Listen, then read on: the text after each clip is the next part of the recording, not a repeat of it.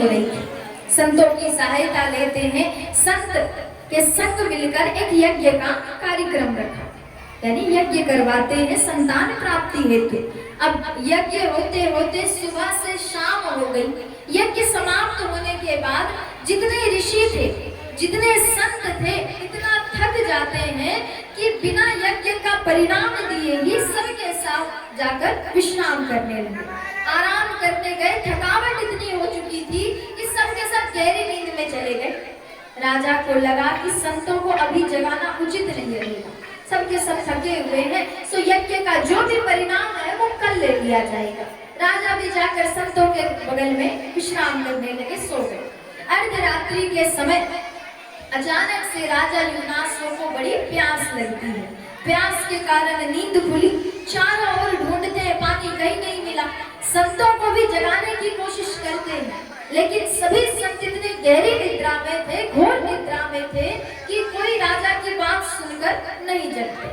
राजन को लगा कि यहाँ तो जल नहीं है, लेकिन जहाँ पर यज्ञ हुआ है, यज्ञ स्थल, वहाँ पर जल तो अवश्य होगा, क्यों ना वहीं चले। जहाँ यज्ञ हुआ था, आधी रात्रि के समय उठकर राजा युवनाश्व यज्ञ स्थल के पास पहुंचे।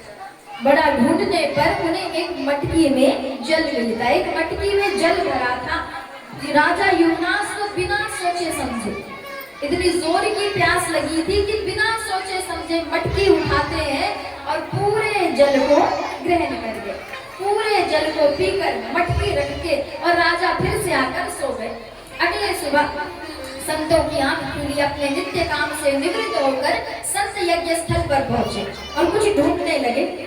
राजा कहते, संतजन, अब कल यज्ञ हो चुका है, अब कुछ परिणाम लीजिए, फल फूल या जो भी है, जिसको खाकर मेरी पत्नी गर्भवती हो सके। संत कहते, राजन, हम आखिरकार ढूंढ वही रहे हैं। यहाँ पर एक मटकी में जल रखा हुआ था और वो कोई साधारण जल, साधारण पानी नहीं था, मंत्रों के द्वारा अभिमंत्रित किया गया जल था। और जब हमने आपकी पत्नी की जांच की, आपकी पत्नी की नाभि की जांच करने पर हमें ये पता चला है कि आपकी पत्नी का गर्भाशय यानी कोख इतना